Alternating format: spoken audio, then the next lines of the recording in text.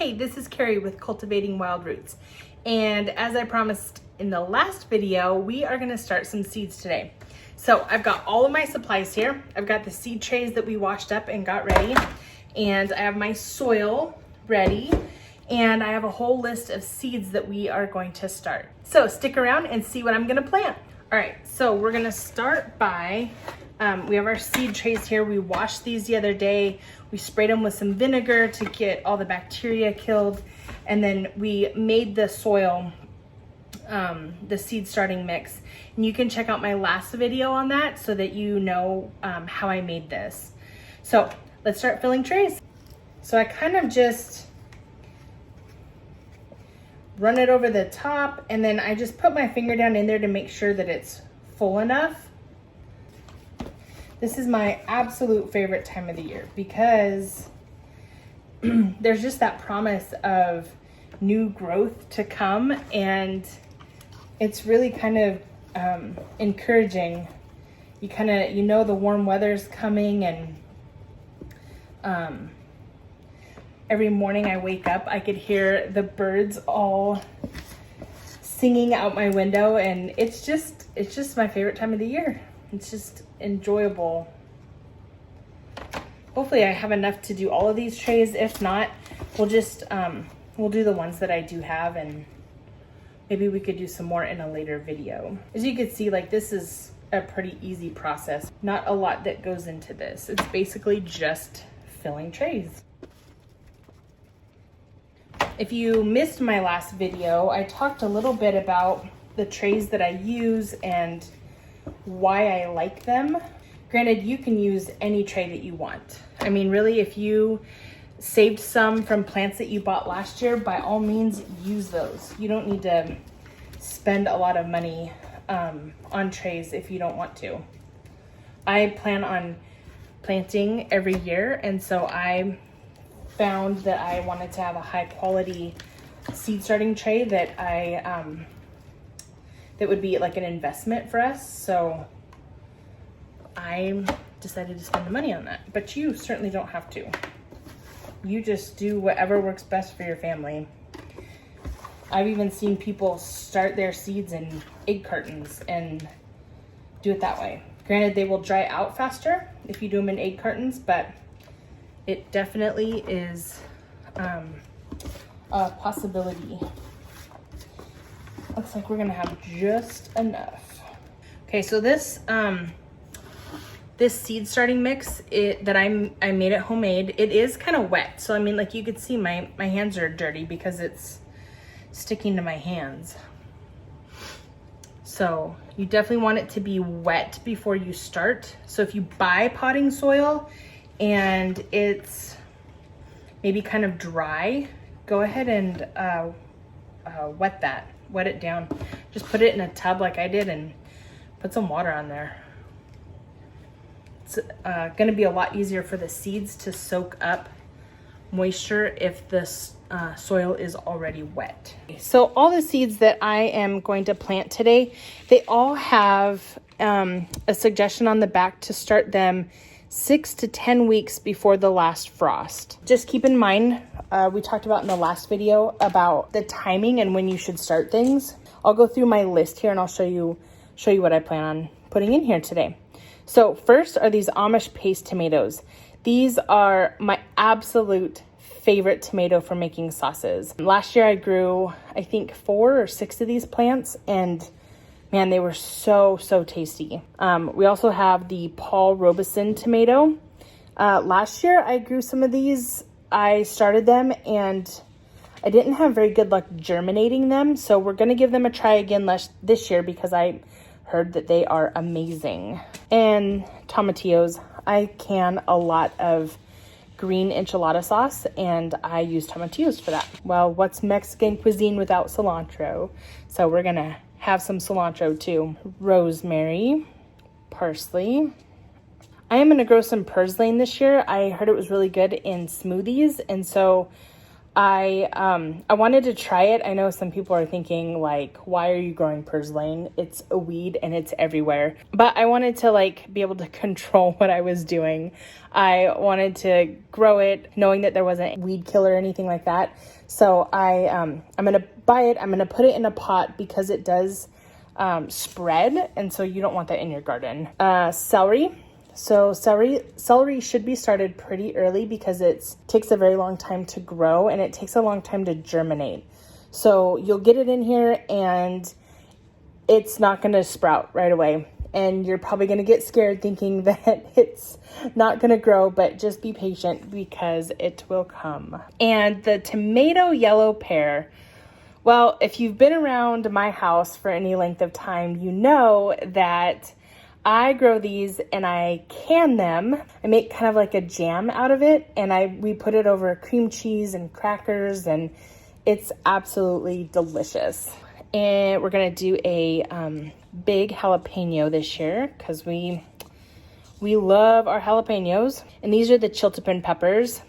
My husband actually, when he was a little boy, he would sit and eat these with his grandpa. It just is like a favorite pastime of his, and he kind of thinks dearly of them. And so when I found them through Baker Creek, he was super excited. I grew them all last year and they did great. And I saved the plant from last year in a pot and I overwintered it, and it's actually coming back with new growth and new leaves on it. So I'm really excited about that. And then we're going to do a bell pepper. Now we'll start seeding. Each of these little trays holds 6 cells. So I can plant virtually 6 plants in each one of these. What I plan to do here, I'll just label like 1 label per the 6, and I know that's the same variety in each one. We have our little seed labels here. So I got these off of Amazon. There are so many varieties of these that you can pick. I like them because they're plastic. I've written on like popsicle sticks before, but they tend to break down and they don't last as long. So I bought these and I just reuse them every year. I save them because I start seeds inside and write the little names, and then when I transplant them outside, I write them all out in my garden journal and label the location that they're at so that I don't need these outside. So it just helps me to kind of save these from year to year. Like some of these herbs don't need to be started that far in advance. However, I'm missing having fresh herbs in the house, so we're gonna start growing them right now. That is solely just my preference. All right, so those are all in. And so now let's get planting, and let me show you kind of how I do that. So since we have the Tomatillo first over here, I'll show you that. On the back of your seed packet, it's going to tell you your planting depth. And this one says 1/4 of an inch planting depth. Okay, so what that means is you're gonna poke a little hole 1/4 inch down and put your seed in there. Now, one way that is really helpful with this and like figuring this out, so you want to plant your seed double the width of the seed. But if you see your seed here, if you double the width of that, that's about how you know how deep that needs to go. Now, these Tomatillo seeds, these were packaged for last year. And while I did have good germination on them last year, I'm just going to plant 2 in 1 hole this time, just in case I don't have as good of germination. I'm going to show you my tool here. I love this thing. This is called a dibber. And if you can see here, so that's a 1/2 inch mark, a 1 inch mark, a 1.5 inch mark, and a 2 inch mark. And what this is going to do is it's going to help you kind of know how far down you need to plant your seeds. So then what you do is you just drop in. Like I said, I was doing 2 seeds per section. Since these are just little bitty seeds, you don't need to soak them or like crack open the shell or anything like that. They're tiny and they will germinate pretty well on their own. So once you do that, then you cover them And again, remember, you're going 1/4 of an inch, so you don't want that top part to be much more than that. Like, you don't want to heap more soil on there. What will happen is each seed has stored in it exactly what it needs to sprout and then come up. So there's exactly the energy it needs to do that. So if it's planted too deep, it will not have the energy to get through all of those layers of soil. So that's why you do not want to plant your stuff too deep. So next we're going to do the yellow pear back here.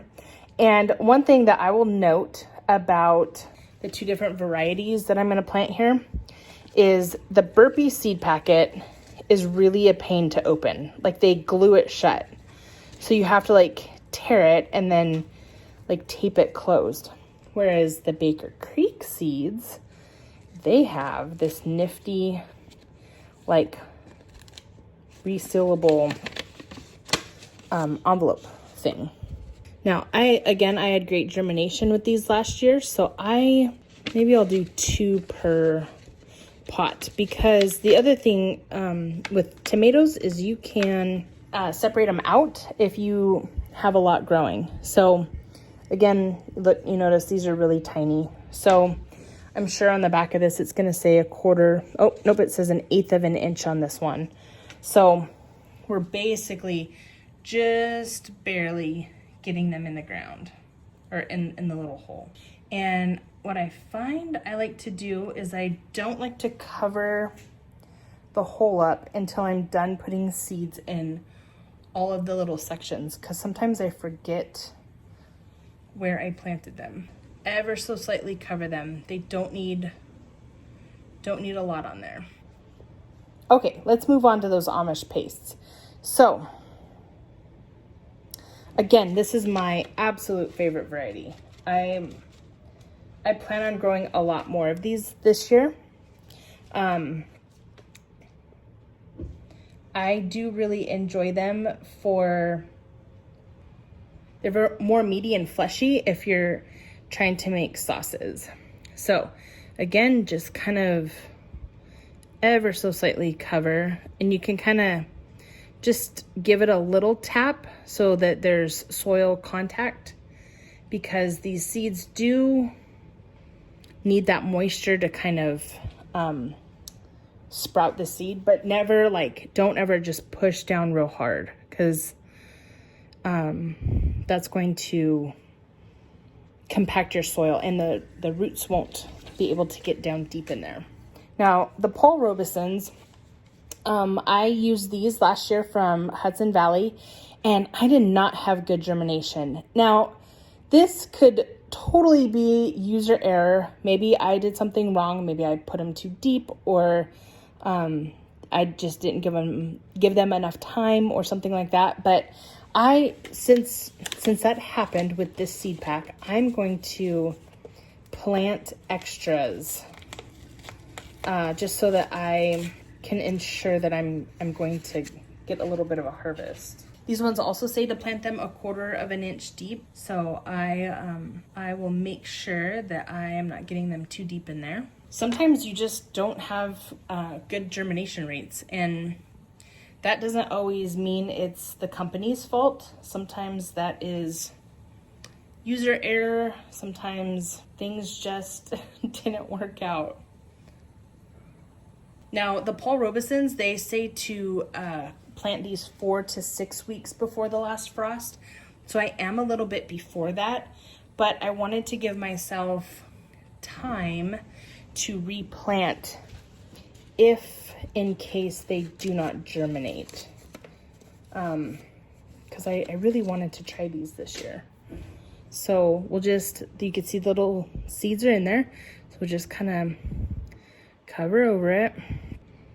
Now, when seeds are new like this, they are not new, but they haven't germinated yet, you do want to keep the soil very moist, because they're going to need that water to pop the little seed open. They need water to sprout. So, all right, so we got those done, and we will move on.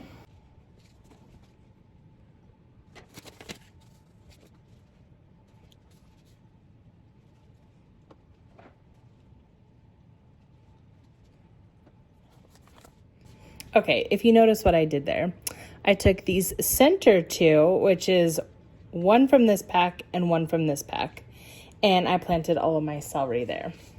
So just so you know, anybody can make a mistake. That's just what happens. So here's what I'm gonna do. I'm gonna put the celery sign there because that's for the center, and then we will put cilantro on the two outer spots. And now I have video of that, so I will remember what I did here. Just so you know, anybody can make a mistake, and sometimes that just happens. All right, so let's do our cilantro. These seeds are quite big. If you know, cilantro is coriander. All right, so I did the two centers, so I need to do the outer ones now.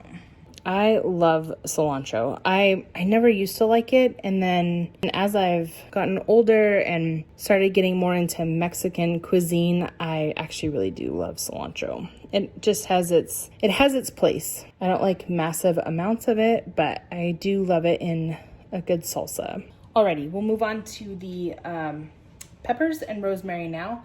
I do want to remind you, again with your seeds, double the width is how deep you want to plant them for most things. If you're unsure or the package doesn't say, that's how deep you need to do it. Most of the time, the package will kind of tell you what's going on. You're probably asking me why I'm planting so many peppers. We eat a lot of peppers around here. Okay, I realized that I haven't been filming this whole time. So we've done rosemary and chiltepins. I was telling you about the rosemary. I am planting it early because I'm just really looking forward to having some fresh herbs. And the chiltepins we planted, if you're familiar with our family, my husband is Hispanic and he loves spicy food.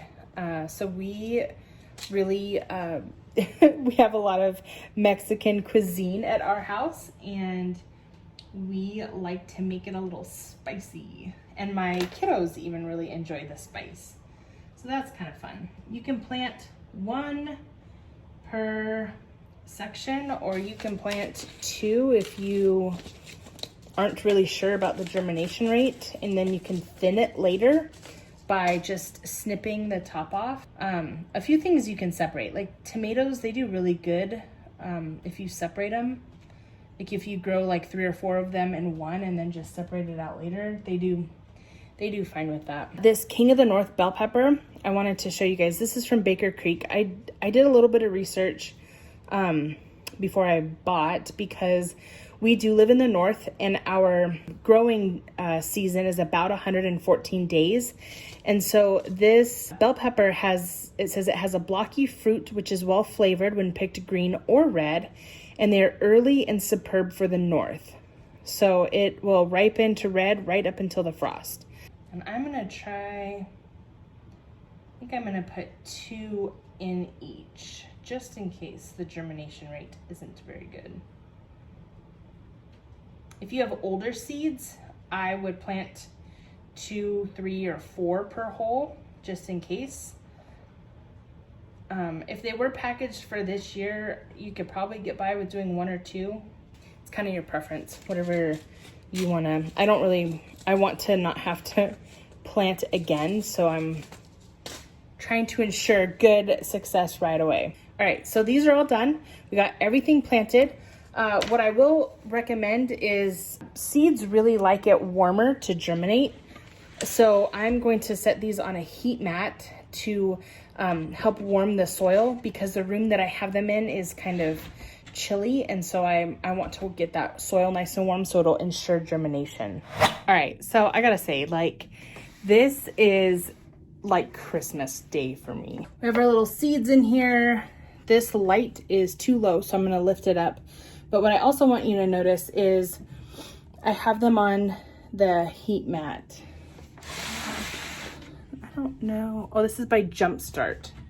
So it just plugs in and the mat heats up, and it's already actually getting warm, so that's good. Something I will note to you guys, if you are getting your supplies ready for this year, check them. Make sure your lights work, make sure your heat mats work, all of that, because you don't want to like go into this and be all excited and then realize that some of your things are not working. So I'll raise these lights up probably more like that, like 3 or 4 inches above. I also want to note to you guys that I have these in these little sections, are about 1.5 inch pots. These little trays will be too small for when your peppers and tomatoes get really big, so they will need to be up potted after they start getting a little bit bigger. All of the plants that I started today, I will make a note of them in my garden journal. And so I'll write down what it is, like when I started it, the date and all of that, just so that I can kind of keep track of how long it takes them to germinate. And just like that, we got 72 plants started. Thanks for hanging with me today while I started some seeds. If you missed my last video on my favorite seed starting supplies, I'll link that up here. If you guys like this video, make sure to put a like down below so that we can make more videos like this and be able to help you guys on your journey. See you next time.